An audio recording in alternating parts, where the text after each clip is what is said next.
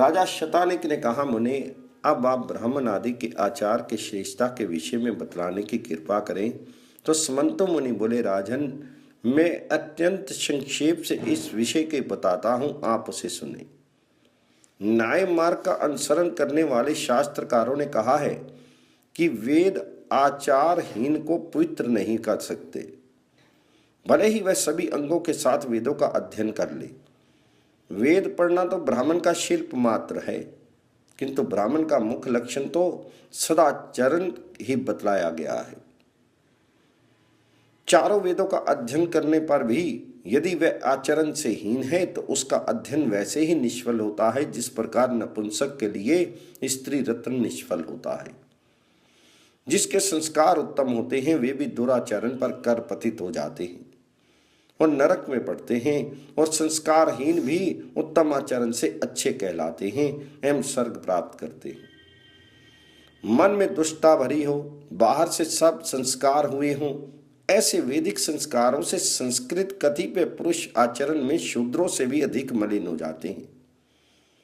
क्रूर कर्म करने वाला, ब्रह्म हत्या करने वाला, गुरुदारगामी, चोर, गौओं को मारने वाला, मध्यपाई, पारस्त्रीगामी, मिथ्यावादी, नास्तिक, वेद निंदक, निषिद्ध कर्मों का आचरण करने वाला यदि ब्राह्मण है और सभी तरह के संस्कार से संपन्न भी है, वेद वेदांग पारंगत भी है, फिर भी उसकी सद्गति नहीं होती। दयाहीन, हिंसक, अतिशय दाम्भिक, कपटी, लोभी, चुगलखोर, अतिशय दुष्ट पुरुष वेद पढ़कर भी संसार को ठगते हैं और वेद को बेचकर अपना जीवन यापन करते हैं। अनेक प्रकार के छल छिद्र से प्रजा की हिंसा करके केवल अपना संसारिक सुख सिद्ध करते हैं। ऐसे ब्राह्मण शूद्र से भी अधम हैं।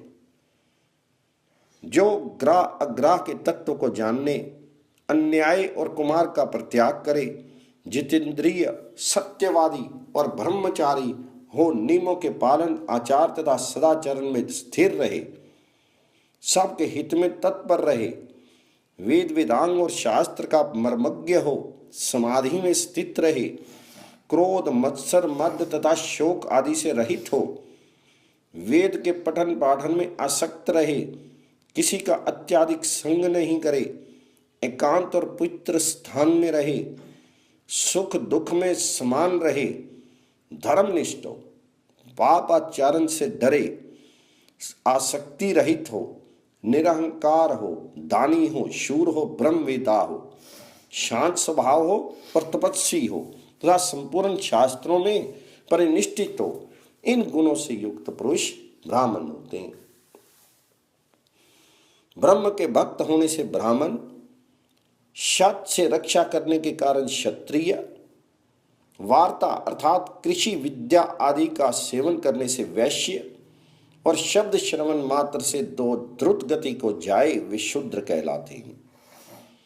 क्षमा, दम, शम, दान, सत्य, शौच, धृति, दया, मृदुता, ऋजुता, संतोष, तप, निरहंकारता, अक्रोध, अनसूया, अतृष्णा, अस्तेय, अमात्सर्य, धर्म ज्ञान, ब्रह्मचर्य, ध्यान, आस्तिक्य, वैराग्य, पाप भीरता, अद्वेष, कुशुश्रुवा आदि गुण जिनमें रहते हैं उनका ब्रह्मत्व दिन प्रतिदिन बढ़ता रहता है। शप, शम, तप, दम, शौच, क्षमा, ऋजुता, ज्ञान, विज्ञान और आस्तिक्य ये ब्राह्मणों के सहज कर्म हैं। ज्ञान रूपी शिखा, तपोरूपी सूत्र अथवा यज्ञोपीत जिनके रहते हैं उनको मनु ने ब्राह्मण कहा है।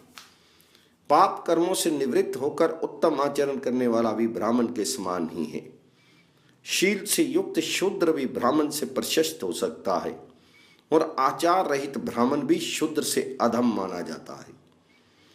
जिस तरह देव और पुरुष के मिलने पर कार्य सिद्ध होते हैं, वैसे ही उत्तम जाति और सत्कर्म का योग होने पर आचरण की पूर्णता सिद्धि होती है।